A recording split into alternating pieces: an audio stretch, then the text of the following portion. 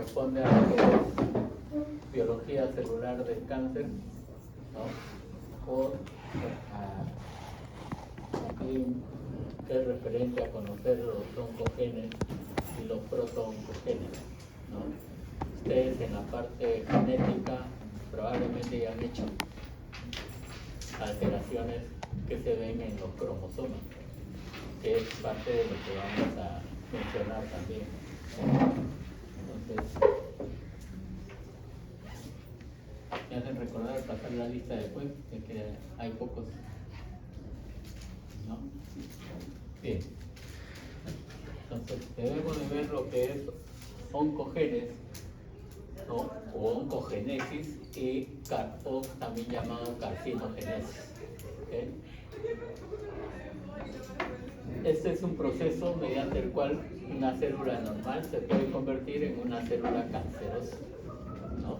A eso se le denomina oncogénesis o carcinogénesis. Y además, en esas células se producen cambios genéticos a diferentes niveles, que puede ser debido a la pérdida o ganancia de cromosomas completos, por una mutación que puede ser puntual, que afecta a su nucleótido de ADN. Entonces, los cambios mutacionales en el gen también intervienen en lo que es el desarrollo del cáncer. ¿Sí? Van a existir dos categorías.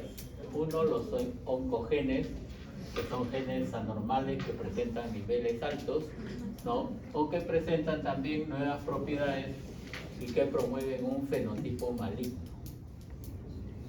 Y en situación opuesta vamos a tener los genes supresores de tumores. Estos genes supresores de tumores se les denomina así porque inhiben la supervivencia, la división celular u otras propiedades de las células cancerosas. Pero por lo general estos genes supresores se desactivan por cambios genéticos. Y en algunos textos van a encontrar que los oncogenes prácticamente son genes dominantes, mientras que los supresores de tumores son genes recesivos. Por eso los que más van a predominar son los que crean cáncer en nuestro organismo. ¿Okay? Por ese motivo, por ser genes dominantes. ¿Qué factores contribuyen a la generación de células cancerosas? Definitivamente tenemos que hablar de las mutaciones o cambios en la ubicación o en la secuencia de nucleótidos del ADN. ¿Okay? También lo que se conoce con el nombre de aneuploidía, ¿okay? Que es la presencia del número anormal de cromosomas, pero no es considerado mutación, ¿no? Sino que involucra la ganancia o pérdida de uno o más cromosomas. ¿Okay? Entonces, puede haber lo que es la delesión, ¿no? Cuando un cromosoma prácticamente se fracciona y se presenta en otro cromosoma, ¿no? Entonces, eso también vamos a tener como resultado de la generación de células cancerosas. Y el ejemplo característico es el cromosoma de Filadelfia, que lo vamos a ver posteriormente también, que corresponde a una leucemia mieloide crónica, el cromosoma de Filadelfia.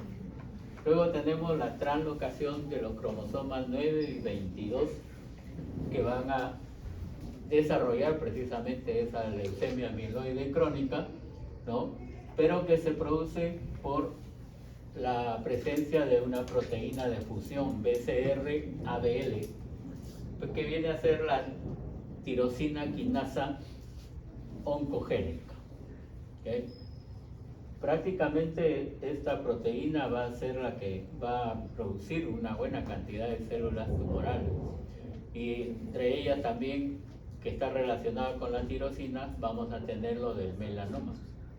El melanoma, ¿no? Recuerden que el pigmento melánico se produce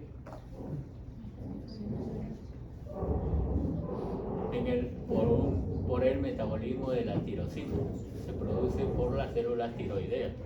¿no? Entonces eso puede provocar la aparición de un melanoma en nuestro organismo. ¿Okay? Luego tenemos los oncovirus. Por lo general los retrovirus contienen oncogenes y son capaces de originar tejidos tumorales en el hueso. Y ejemplo de ese oncovirus vamos a tener el denominado HHV8, que está asociado al sarcoma de Kaposi. ¿Okay? Vamos a ver también posteriormente una lámina de por qué o cómo se caracteriza histológicamente el sarcoma de Kaposi. ¿Okay? Luego tenemos lo que es el gas radón o el tabaco, que está asociado al carcinoma de pulmón, ¿no? El 93% del carcinoma de pulmón es producido por el tabaco, ¿no? Y el 3%, el 7% restante por el gas radón, pues un gas contaminante específicamente, ¿no? Entonces, el carcinoma pulmonar, además, se ha determinado de que, como todos los demás carcinomas, poseen el gen P53, que está alterado o es defectuoso, y se indica de que además está asociado a un pronóstico pobre en cuanto al tratamiento del tumor. ¿Sí? ¿Por qué razón? Porque las células tumorales no van a sufrir apoptosis con la terapia que se inicie para estos cánceres. Por eso es que muchos indican en sus textos de que como no es posible que exista apoptosis de estas células cancerosas, se les considera como células inmortales, no llegan a morir, ¿no? Por esa propiedad que tienen. También vamos a tener la mutación del gen telomerasa, que aumenta la potencialidad reproductiva de las células tumorales, ¿no? Entonces, recordemos que las células tumorales, sobre todo las malignas, se reproducen con mayor frecuencia, con mayor velocidad. Obvian muchos pasos de lo que es la división celular. Se reproducen más rápidamente. Por eso es que la característica primordial de una neoplasia maligna es que crece en forma rápida, ¿no? Lo otro es que también hay otras mutaciones que van a capacitar al tumor, ¿no? En este caso el tumor maligno, para que desarrolle nueva vascularización, es decir, que genere más vasos sanguíneos con la capacidad de poder nutrirse estos tumores y poder desarrollarse en forma más rápida. Y otros, ¿no?, los capacitan para poder dar metástasis. ¿Sí? Entonces, las características propias de una neoplasia maligna van a estar dadas por mutaciones de los genes que van a presentar el desarrollo de estas células cancerosas. ¿Sí?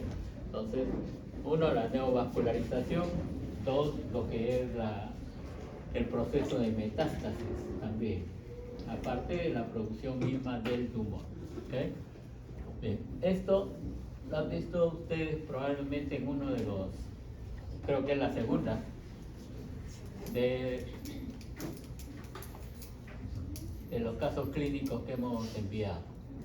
¿Sí?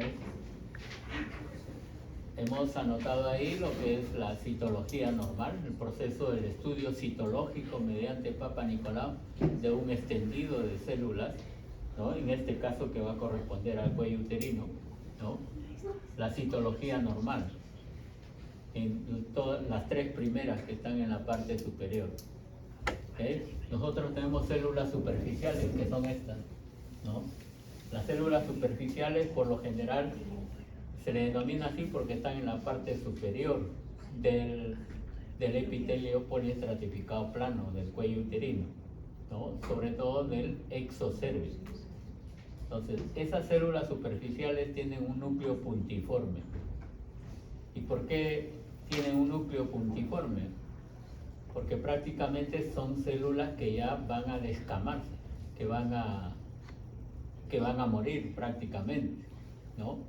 Entonces, constantemente esas células superficiales se están cambiando. ¿Okay? Entonces se observan así, de esta forma, y tienen un citoplasma rosado o eosinófilo. ¿Okay? Luego van a tener ustedes las células intermedias, que son las que tienen un núcleo un poco más grande, y la tinción del citoplasma es de un color azul verdoso. ¿Okay? Y las células parabasales, que son las más pequeñas, como esta, de forma ovoide, ¿no? Que están en la parte más profunda. Las células basales es muy raro que salgan en un extendido para Papa Nicolau en el cuello uterino. ¿Okay? Pero así como está esta citología para el cuello uterino, también puede ser similar para las células del esófago. ¿No es cierto? Tienen el mismo tipo de epitelio, ¿o no? El esófago tiene un epitelio poliestratificado plano no queratinizado. El cuello uterino en el exocervix es del mismo tipo de epitelio. Claro, así es, ¿no? Entonces sus células son así, van a ser similares. Además, el Papa Nicolau, aparte de indicarnos alteraciones celulares, nos indica también el predominio de la acción hormonal en el cuello uterino. El hecho de presentar células superficiales con citoplasma rosado en buena cantidad y en segundo orden de cantidad estas células que son denominadas intermedias nos indican de que hay una acción hormonal predominantemente de tipo estrogénico, ¿no? Que están maduras esas células. Y esa célula madura es característica en una mujer joven, en una mujer en edad reproductiva. En cambio, cuando hay un predominio de estas células que son parabasales, ¿no? Con un citoplasma verde azulado o verdoso, nos indica de que esa dama está en una preponderancia hormonal de progestágeno. ¿De acuerdo? Y si es que no está en edad reproductiva, es indicativo de que la dama es ya de edad avanzada, postmenopáusica. Entonces hay características celulares que nos pueden indicar también acción hormonal. Por lo general, postmenopáusica si presenta células parabasales. Pero también hay que tener cuidado, puede ser una mujer joven que presente este tipo de células, ¿no? ¿Cuándo va a presentar? Si es acción mayormente progestágena, ya las células no van a madurar. ¿En la menopausia? No, en la menopausia hemos dicho que es frecuente en una mujer embarazada. En el embarazo no hay acción estrogénica, entonces lo que predomina es la acción progestágena y va a tener un extendido igual como si fuese una dama de edad avanzada o postmenopausia. Entonces siempre es bueno preguntarle edad. Si encuentran ustedes un extendido en el cual exista un predominio de estas células parabasales, es muy probable que la dama esté gestando, que esté embarazada. Entonces, si no es así, debe tener un predominio de estas células, de células superficiales sobre las intermedias. Entonces, eso es lo normal. Pero también podemos tener alteraciones en lo que es la citología cérvico-vaginal, ¿no? Por ejemplo, esta primera de acá, observen, los núcleos no se parecen en nada, sobre todo a la de las células intermedias, son más grandes los núcleos, ¿no? Y además las células presentan alrededor del núcleo un halo claro bastante notorio. Entonces, el hecho de presentar núcleos grandes es que ya está alterado. Por lo general se alteran los núcleos, en tamaño, en la forma, también en el borde nuclear, ¿no? Entonces va a haber una serie de cambios. El simple aumento del tamaño del núcleo ya nos indica que hay una displasia leve. Porque en todas las células siempre hay una relación núcleo-citoplasma. todas las células son iguales, todos tienen la misma relación. Pero si alguna de ellas cambia o altera esa relación, ya es una displasia leve. Este es el primer cambio que se puede encontrar en un estudio citológico. ¿Y por qué existe este halo claro? El citoplasma se ve claro.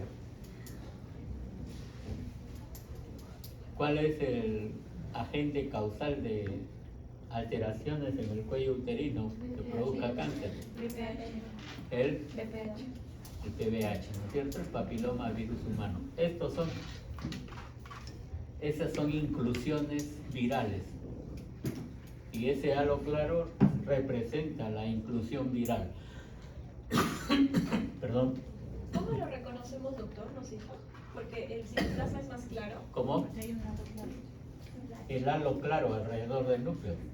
A eso se le denomina como coilocitosis. Cambio coilocítico, que es porque ahí se encuentra prácticamente incluido o las inclusiones virales, ¿no? Hoy en día es el agente causal más directo de producir cáncer en el cuello uterino. ¿Okay? Entonces puede haber esto que es una displasia leve, el simple agrandamiento del tamaño del núcleo. Luego puede agrandarse más, puede tomar una coloración más oscura, la cromatina se ve más densa, ¿no? Sigue presentando el halo claro, muchas de sus células, ¿okay? Y en algunos casos puede llegar a aumentar el núcleo hasta casi el 80% de todo el citoplasma. Entonces, cuando se presentan estas alteraciones, ya va diferenciándose una célula de otra, ¿no? Ya se van volviendo diferentes. Entonces, eso nos indica que hay otro grado de displasia, que es la displasia moderada.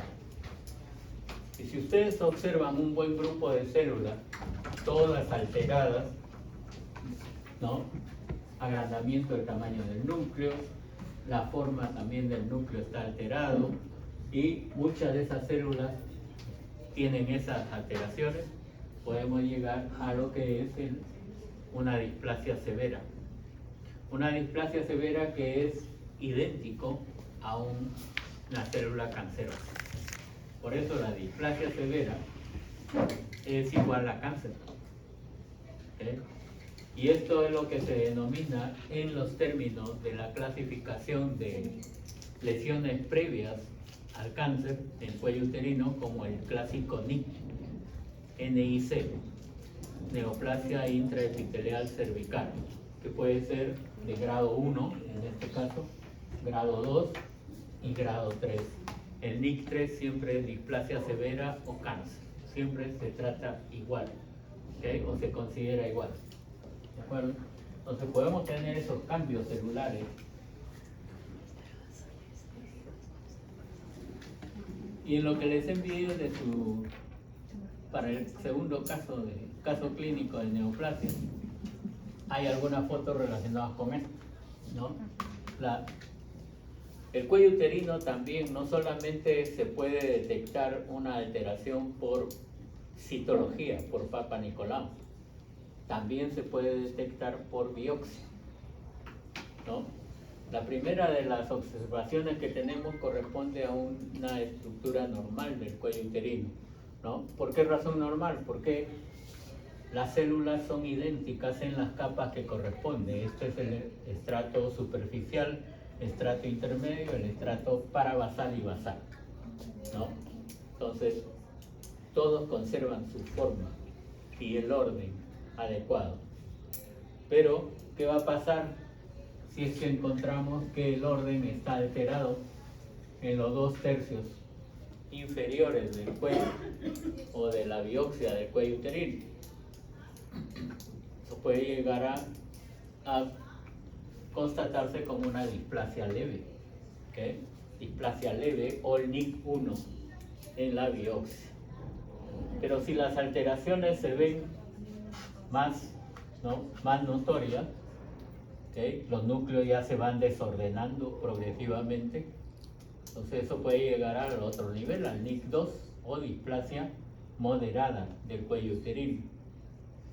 Y si todo el epitelio está alterado, como en este caso, ya no hay un orden de las células, ¿no? Hay una anaplasia y una atipia celular bastante notoria.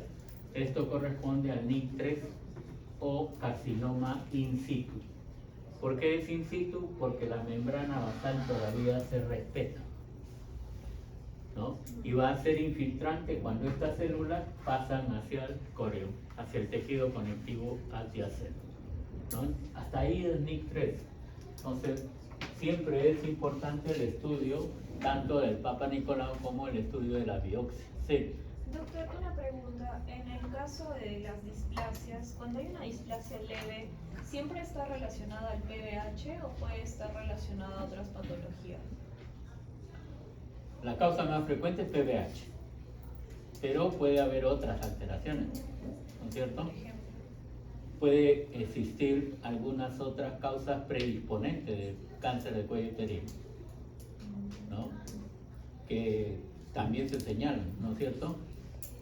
¿Sí? En este caso puede señalarse, por ejemplo, el cambio constante de pareja. También es una condición, ¿no? Muchos consideran que también la falta de higiene es preponderante en ese aspecto, ¿sí? Entonces, hay diferentes factores que pueden condicionar a la aparición del cáncer de cuello uterino, ¿sí? ¿De acuerdo? Pero no solamente hay que tener en consideración lo que es el cuello uterino, sino también otros órganos. Y el ejemplo característico de esto es el pulmón. El pulmón, ¿no?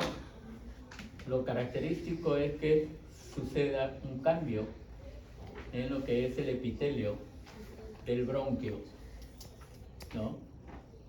Todo esto es el tumor, todo esto que lo ven más claro corresponde a tumor pulmonar. Es un carcinoma broncogénico. Y dentro del carcinoma broncogénico vamos a tener esto, que es idéntico a un carcinoma epidermoide, porque tiene perlas córneas o perlas de queratina en su estructura. ¿Okay? Esto es característico de un cáncer en un epitelio poliestratificado plano. Pero, ¿el bronquio tiene ese epitelio o no? ¿Qué tipo de epitelio tiene el bronquio? ¿Ah? No, sí. ¿Se acuerdan? Pseudoestratificado, cilíndrico. Pseudoestratificado, cilíndrico, ciliado. ¿Y por qué se presenta este tipo de cáncer? ¿Qué habrá pasado previamente en ese pulmón? Una displasia. O sea, cambió un epitelio. Ya, eso no es displasia, eso es metaplasia. Así es. Y por lo general, este tipo de cáncer se presenta en varones fumadores crónicos, Es epidermoide. ¿no? Claro, es un carcinoma epidermoide, ¿no? El pulmón no tiene epitelio de ese tipo, epitelio plano o epidérmico. El pulmón tiene lo que es el bronquio pseudoestratificado, cilíndrico, ciliado. Entonces hay un cambio metaplásico. Y sobre todo se presenta, como repito, en varones que fuman demasiado, ¿no? El hecho del tabaco es bastante nocivo y ustedes lo van a ver en patología 2, que una de las condiciones que se tienen para que exista la enfermedad llamada EPOC, ¿no? Enfermedad pulmonar obstructiva crónica, se menciona también al tabaco, ¿no? Incluso hoy en día se conoce de que el tabaco tiene más de 100 sustancias nocivas para el organismo. Por eso con mucha facilidad desarrolla este tipo de cáncer a nivel de los pulmones. Y es idéntico al carcinoma epidermoide de cuello uterino. ¿De acuerdo? Por el cambio metaplásico del tejido o del epitelio de los bronquios.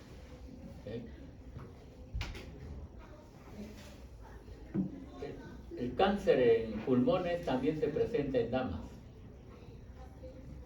pero ahí no es de este tipo.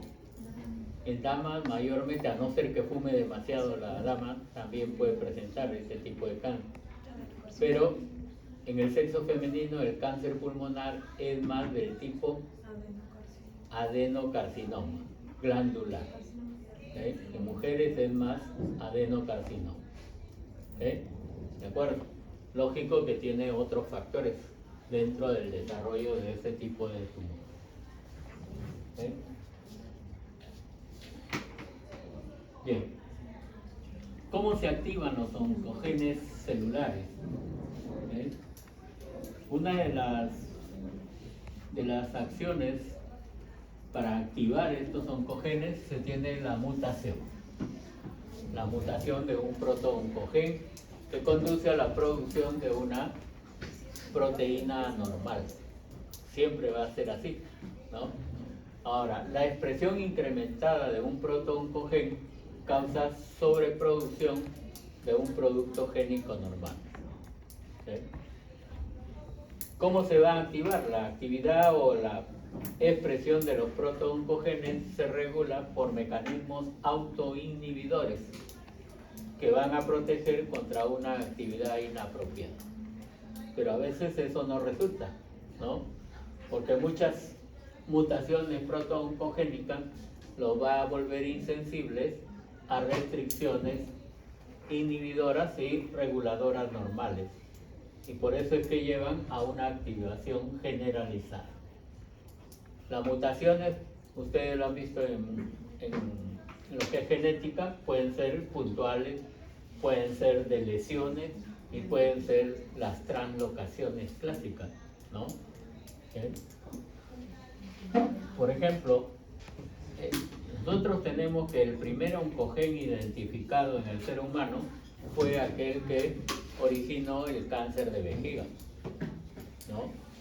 En ese cáncer vesical o de vejiga existe una mutación puntual del codón 12, ¿no? Sustituido por una valina y una glicina en la proteína RAS de este oncogen. ¿Okay? Luego tenemos las translocaciones. Esa translocación es la transferencia de un cromosoma o parte de un cromosoma hacia otro cromosoma y que están implicadas básicamente en la producción de la leucemia y los linfomas. Ambos, leucemia y linfoma, son neoplasias malignas, ¿no es cierto? ¿Okay? Por ejemplo, nuevamente volvemos a mencionar lo que es el cromosoma Filadelfia, ¿no? Que se encuentra en el 95% de los pacientes que tienen leucemia mieloide crónica y está dado por el protooncogen CABL del cromosoma 9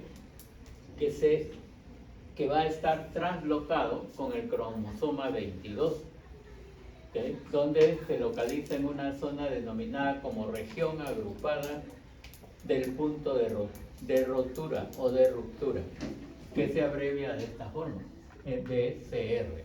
¿Okay? Entonces, translocaciones también pueden llegar a causar cáncer, ¿no? La transferencia de una parte de un cromosoma hacia otro. ¿Okay? Entonces, podemos tener esa alteración. Y un ejemplo característico de ello es lo que sucede en cuanto a translocación en el linfoma de Burkitt. El linfoma de Burkitt es producido específicamente por los linfocitos B. ¿Okay?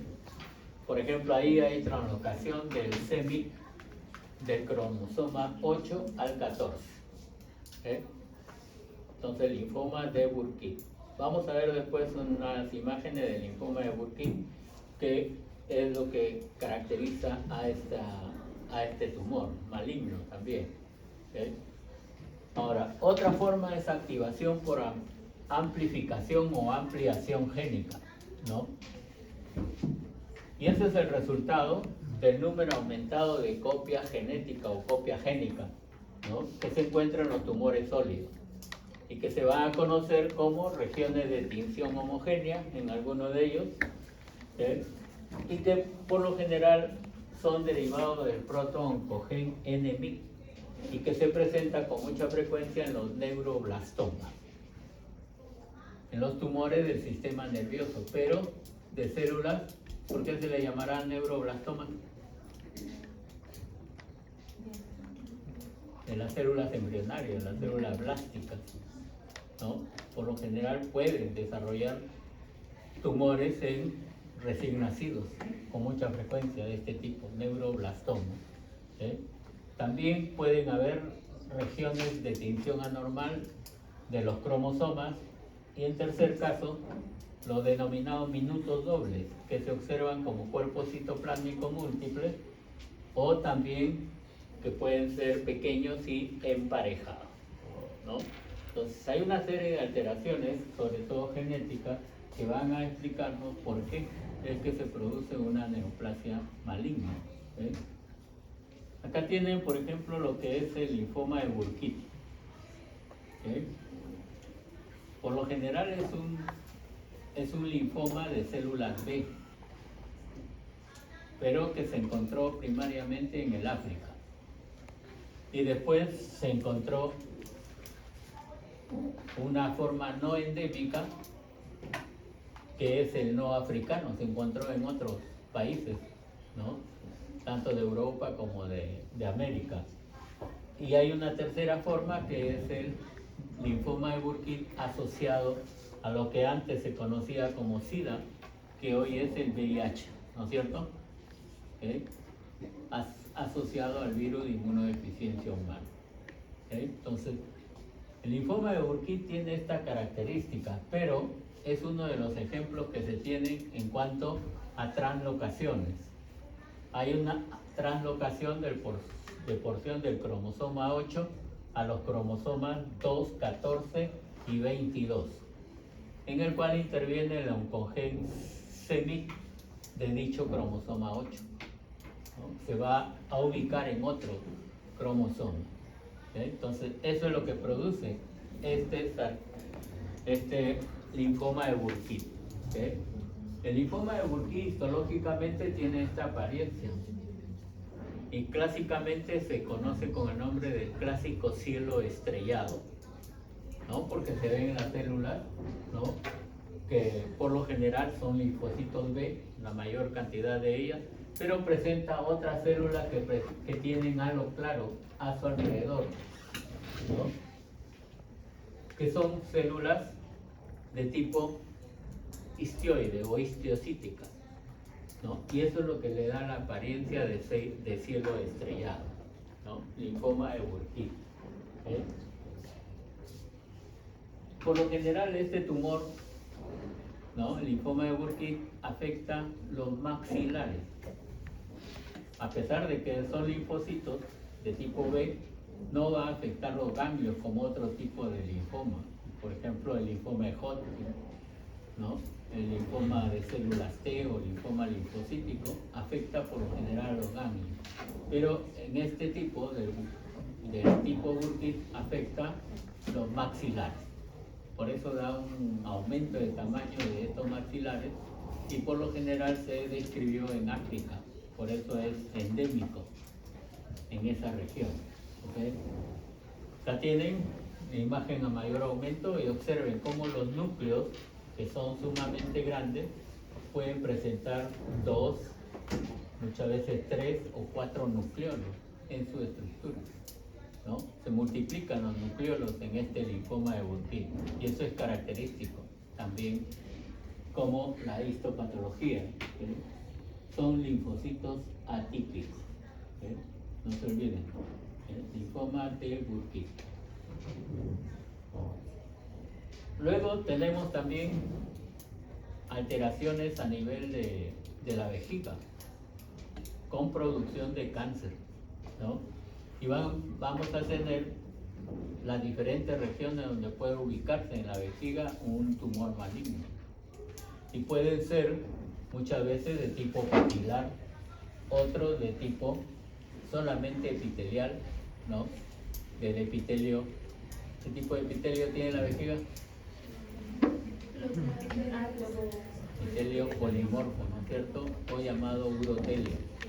¿ok? Entonces también se maligniza y puede dar esta imagen, ¿ok?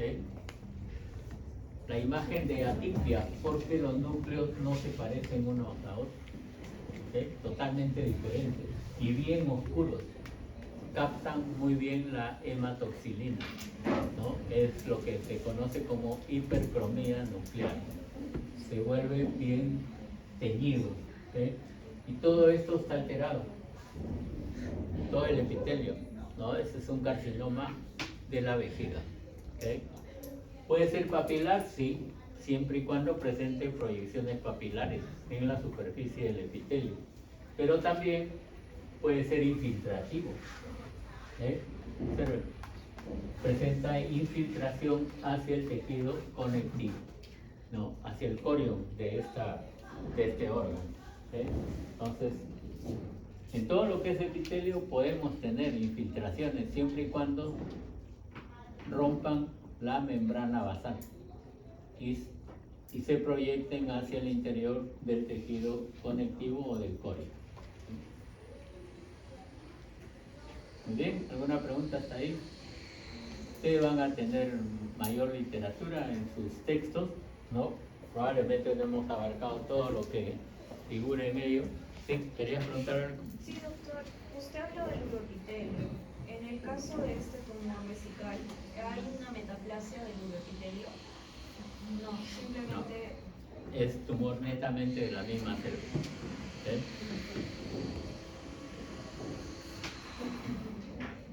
Bien, ¿alguna otra pregunta?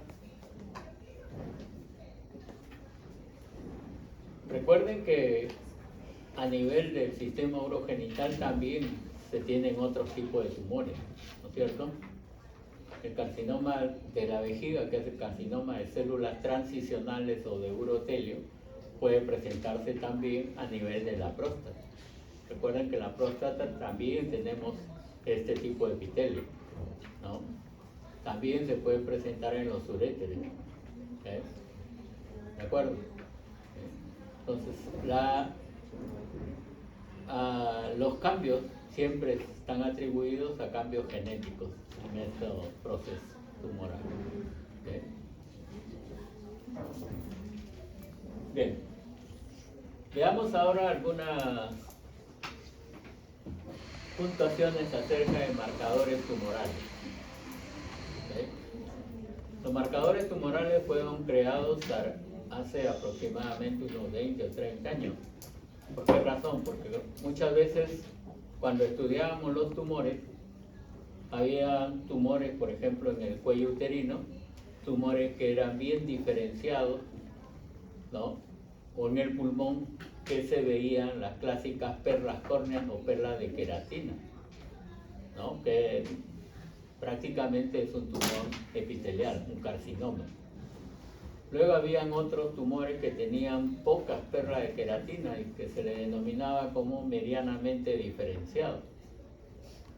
Y había un tercero en el cual no presentaba perlas córneas, ¿no? Y las células era difícil de poderlo diferenciar hacia células epiteliales, ¿no? Entonces ahí se daba el diagnóstico de un carcinoma o neoplasia maligna indiferencial. No se podía determinar si era o no de tipo epitelial o de otra naturaleza. Entonces, para poder obviar eso, hoy en día se conocen lo que son los marcadores tumorales, que se realiza la tinción por inmunohistoquímica y en algunos casos se puede obtener también, ¿no?, la reacción mediante la inoculación en el paciente de dosar un determinado elemento que corresponda a la célula tumoral, ¿no? Se puede hacer el dosaje. Por ejemplo, el clásico antígeno prostático de superficie, más conocido como PAS, ¿no es cierto? PAS, ¿okay?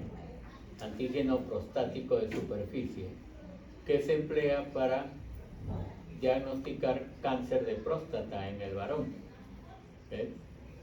Pero eso tiene un rango, un valor normal.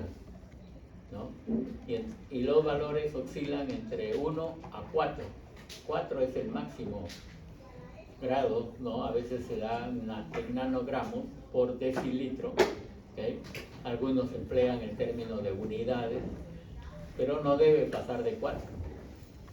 Y si pasa de 4, hay que sospechar de que el paciente tenga un cáncer de próstata. ¿Okay? Pero muchas veces, ¿no? Las cifras pueden llegar hasta 20.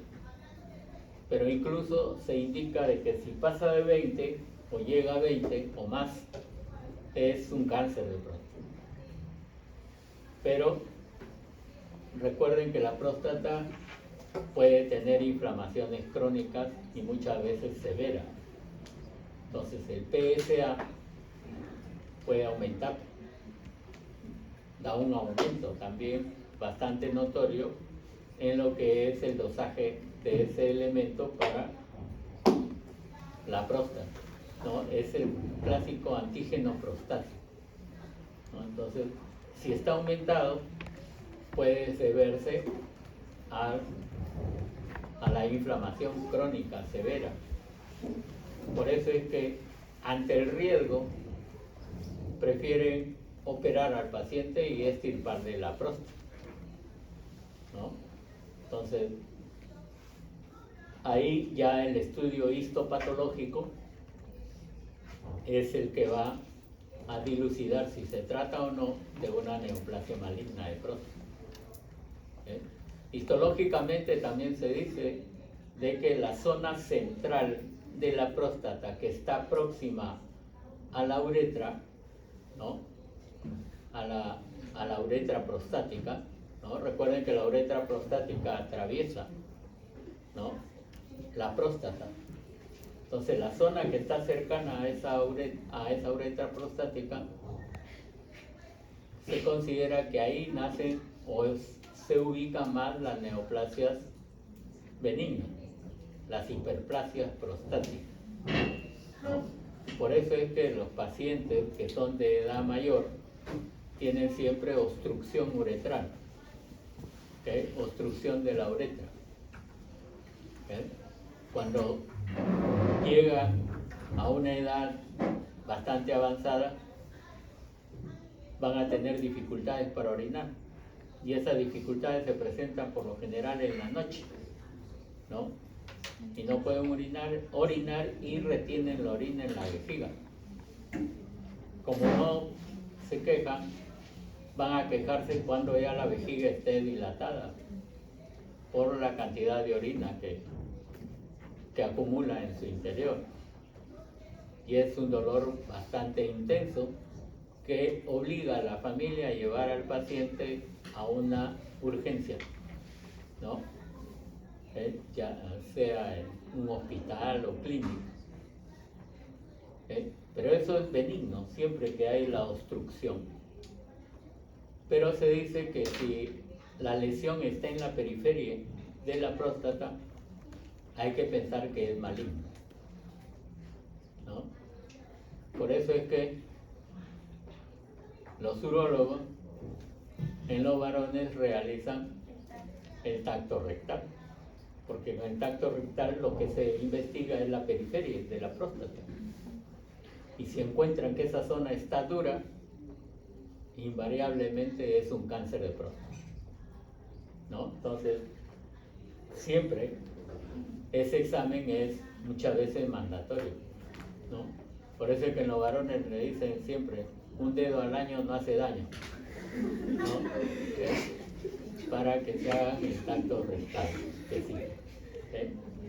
Pero algunos prefieren hacerse el PSA, que es también indicativo que puede ser el incremento del PSA puede estar orientado a un cáncer.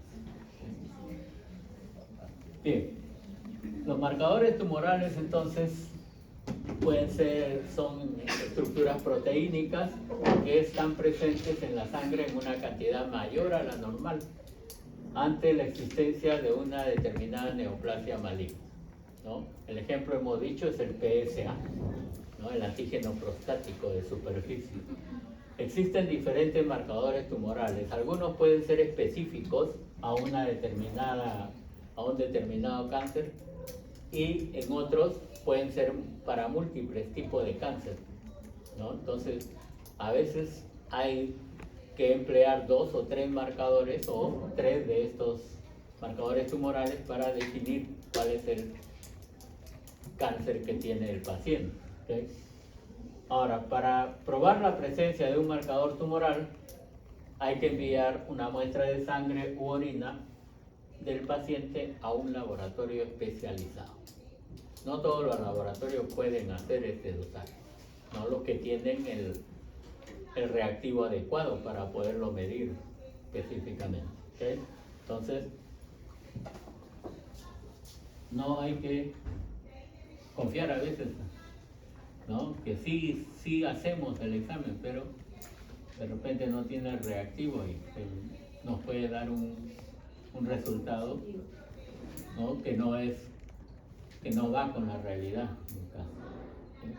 Entonces, como todo dosaje, en lo que se respecta a análisis, siempre hay que tener en cuenta lo que es la especificidad y la sensibilidad del reactivo, ¿no? En este caso de los marcadores tumorales, hay que tener en cuenta el número de células productoras, la localización celular, ¿no? Pueden ser en las vísceras o pueden ser en partes blandas de nuestro organismo. También el mecanismo de secreción o eliminación, ¿sí? El tipo histológico del cáncer, para poderlo determinar con mayor precisión. La diferenciación celular también es importante. Luego la velocidad de crecimiento del tumor específicamente. La vascularización de igual forma. El número y localización de los nódulos tumorales, porque puede encontrarse varios nódulos que son de la misma estirpe, ¿no? Que sean malignos. Luego hay que ver también la vida media plasmática de la sustancia que se va a dosar. Y por último, si es que el paciente está ya recibiendo terapia contra una determinada neoplasia maligna, ¿eh? Y lo otro es la especificidad del marcador tumoral, ¿no? El catabolismo y la excreción y la lesión de los tejidos productores, ¿no?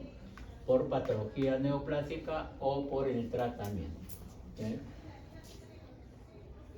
Ahora, los marcadores tumorales pueden agruparse en estos aspectos: antígenos oncofetales.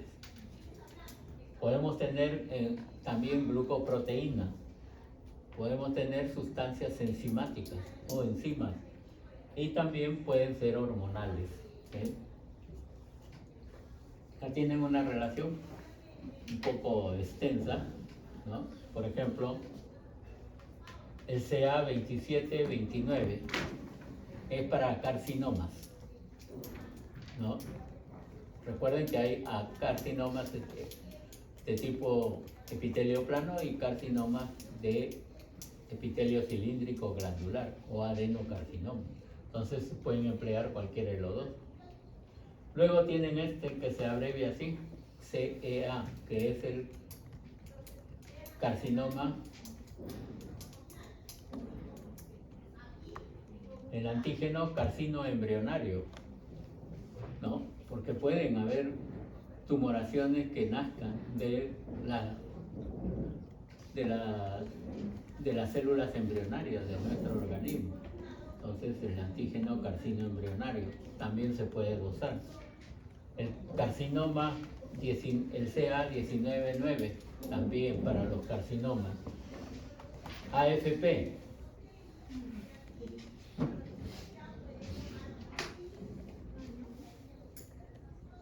No me vayan a decir AFP integra, nada de eso, ¿no? Sino este marcador tumoral se refiere a alfa-fetoproteína. Alfa-fetoproteína, ¿sí? Por eso tiene esas siglas, ¿sí? El HCG beta, ¿a qué le recuerda? O beta HCG, ¿a cuál? Gonadotropina coriónica humana. Así es, la gonadotropina coriónica del grupo beta.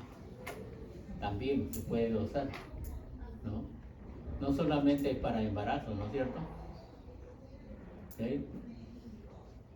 Los marcadores tumorales indican también para neoplasias de ese tipo, ¿no?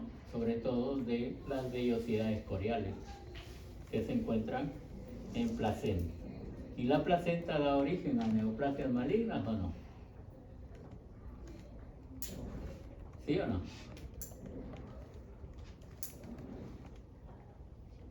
O mencionando de otra forma la pregunta, ¿la placenta o el tejido placentario también puede dar neoplasias malignas y benignas?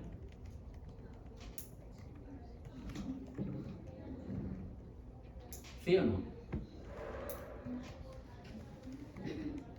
Claro, como todo tejido, puede dar origen a neoplasias benignas y malignas. ¿Ok? En el caso de las malignas tienen ustedes el coriocarcinoma. Se le llama así porque las vellosidades coriales son las que se malignizan. Y es una neoplasia maligna, que se dosa precisamente con este marcador, ¿no? Se puede demostrar que es de las células placentarias, la beta-gonadotrofina coriónica. ¿Y la benigna cuál será?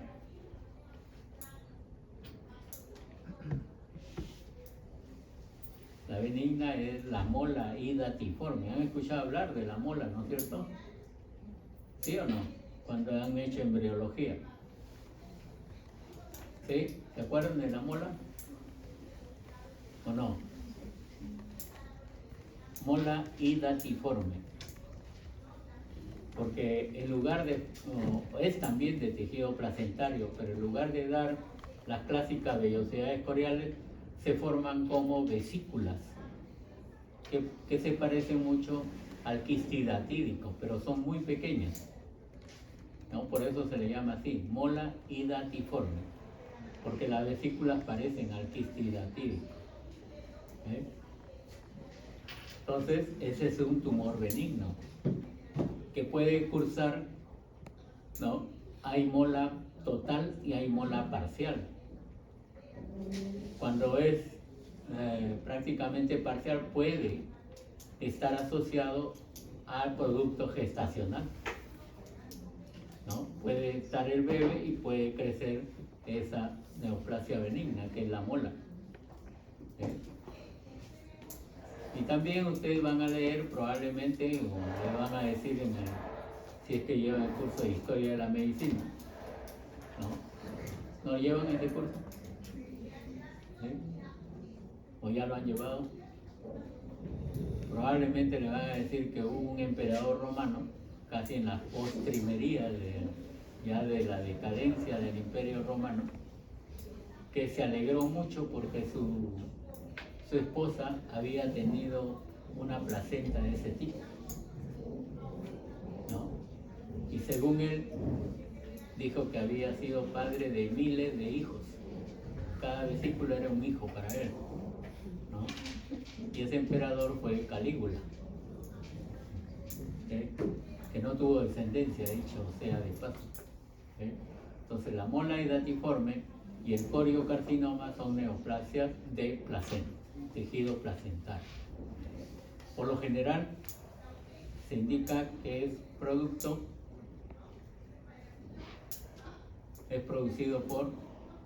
también por el varón hacia la mujer, ¿no? Se ha encontrado que el gen que produce esas neoplasias en placenta es más de tipo del varón que de la propia mamá. ¿Okay? Entonces, somos responsables en muchos casos de algo anormal. Después tienen el CA125, que también es para carcinomas, ¿no? Pero puede ser para adenocarcinomas de mama o de otro tipo. ¿Okay? Y observen, ¿no? Acá vamos a mostrar una gran relación de estos tumores, de estos marcadores tumorales, cada uno específico para determinado fin. ¿Okay? Ahora, no es necesario que ustedes se aprendan cada uno de estos, pero sí van a tener que recordarlo cuando estén en la parte clínica, ¿no? si hay un paciente con neoplasia determinada, le van a decir qué marcador tumoral podemos pedir. Entonces, recién ahí pueden recurrir a esta lista, ¿no? ¿Okay? Entonces, observen, ¿okay?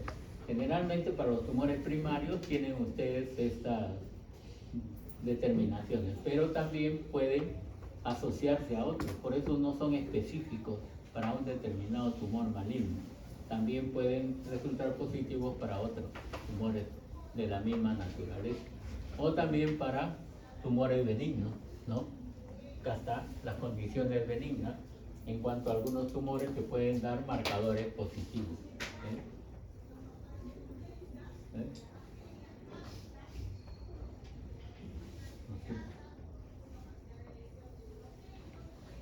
Aparte de los que figuran en el cuadro, tienen todos estos: el CA15-3, CA549, catepsina, fosfohexosa isomerasa, que es específico para el cáncer de pulmón, la enolasa neuronal específica para tumores del sistema nervioso central, y para lo que es el APUD. ¿Qué es el APUD?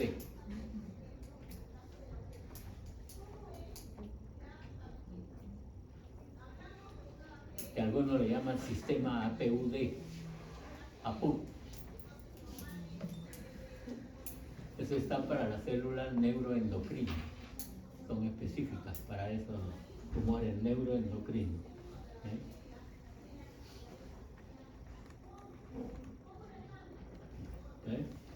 Acá tienen otro, el ácido homovanílico y el ácido vanilmandélico, que son específicos para el feocromocitoma. ¿Se acuerdan de qué tejido es el feocromocitoma?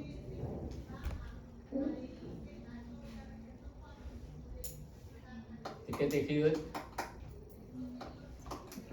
¿Dónde hay feocromocitos? En la, que lógico, en histología lo hemos visto con otro nombre, en la glándula suprarrenal, en la zona medular de la glándula suprarrenal, los feocromocitos. De ahí nace un tumor llamado feocromocitoma. ¿Okay? Bien, acá tienen otra lista, la lista es bastante amplia. ¿Okay? Veamos esto que están acá con sus imágenes específicas. Acá tienen la alfa-fetoproteína, ¿okay? Lo que se mencionó como AFP, que es la alfa-fetoproteína, pero que es específico. Esta es la composición bioquímica y es específico para vigilancia de hepatocarcinoma primario y para tumores germinales, ¿no? Especialmente tumores germinales tanto del ovario como de los testículos, ¿no? Lo que tienen acá es un cáncer de hígado y acá corresponde lo correspondiente a un ovario. ¿Okay?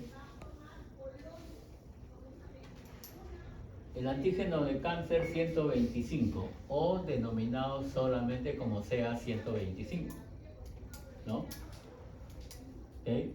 Es también utilizado para seguir la evolución de un cáncer de ovario, porque es para precisamente después de la quimioterapia, para ver cómo está evolucionando la paciente con un determinado cáncer de ovario. ¿Okay?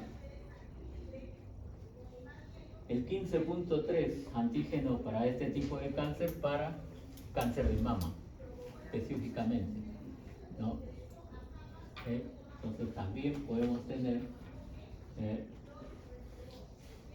otro, el antígeno de cáncer 19.9, que está dado para la vigilancia del carcinoma pancreático.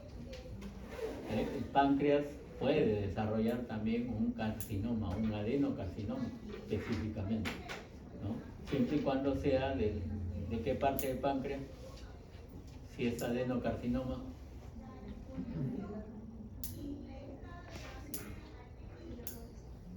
¿el endocrino o el exocrino? Endocrino. ¿Endocrino por qué? Por lo general del exocrino. cáncer de páncreas es mayormente de la actividad exocrina, ¿no? De los acinos pancreáticos. También el carcinoma embrionario, antígeno de carcinoma embrionario, que se da más para vigilancia del cáncer de adenocarcinoma. Este es un adenocarcinoma de intestino. Observen, está en intestino y todo esto es el tumor maligno, ¿no? Adenocarcinoma. Pero también en el hígado. El hígado también tiene adenocarcinoma, ¿no es cierto? Que se conoce más con qué nombre en el hígado. El hepatocarcinoma, así es, muy bien, hepatocarcinoma. También en los tumores testiculares, en los denominados seminomas, ¿no? Puede emplearse la fosfatasa alcalina placentaria para la evolución o la vigilancia de estos tumores, ¿sí? Y acá tiene nuevamente la gonadotrofina coriónica humana, ¿no? Para tumores que son mayormente de tipo placentario o para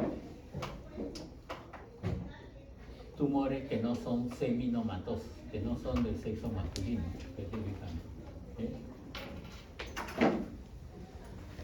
Bien, entonces las aplicaciones de estos marcadores tumorales sirven para hacer un tamizaje de todo lo que se encuentre a nivel de la neoplasia maligna. Nos sirve para confirmar el diagnóstico también, ¿no? Para dar un pronóstico determinado, ¿eh? Por ejemplo, si hay marcador tumoral, ver cómo va evolucionando el paciente o la paciente en relación con su neoplasia maligna. Y de hecho para la vigilancia y seguimiento, para ver si es que el tratamiento que se está empleando puede ser útil o no, si es que está reduciendo o no la cantidad de esos marcadores tumorales, ¿no? Y también para lo que es marcador tumoral de tipo humoral, ¿no? Las secreciones que van a dar estas neoplasias. Muy bien, ¿alguna pregunta? ¿No hay preguntas? Bien, lo de neoplasia llega hasta ahí. ¿De acuerdo?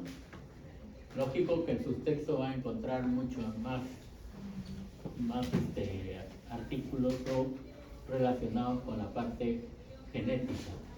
¿Okay?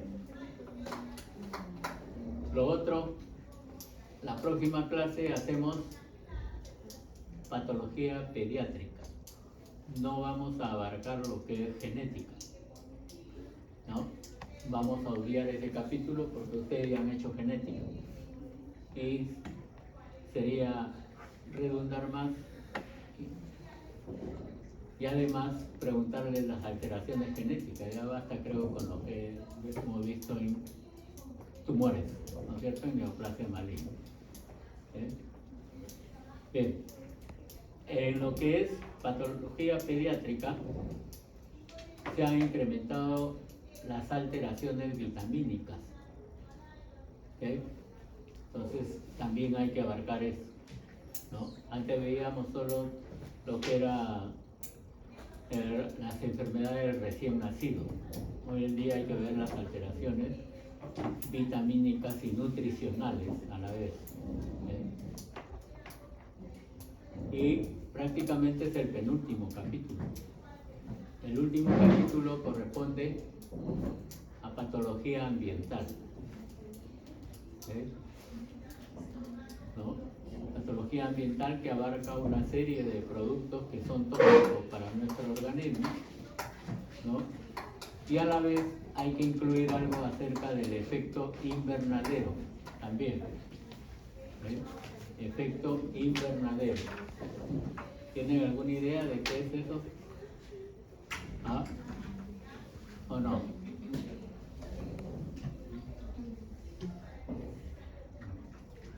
Eso vamos a estudiarlo.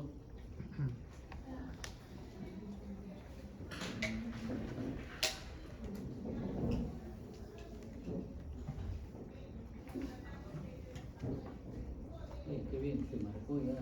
7:45.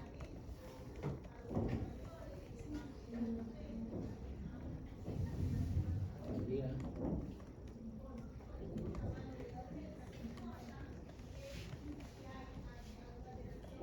Me he pasado lista, ¿no? A ver, Abad.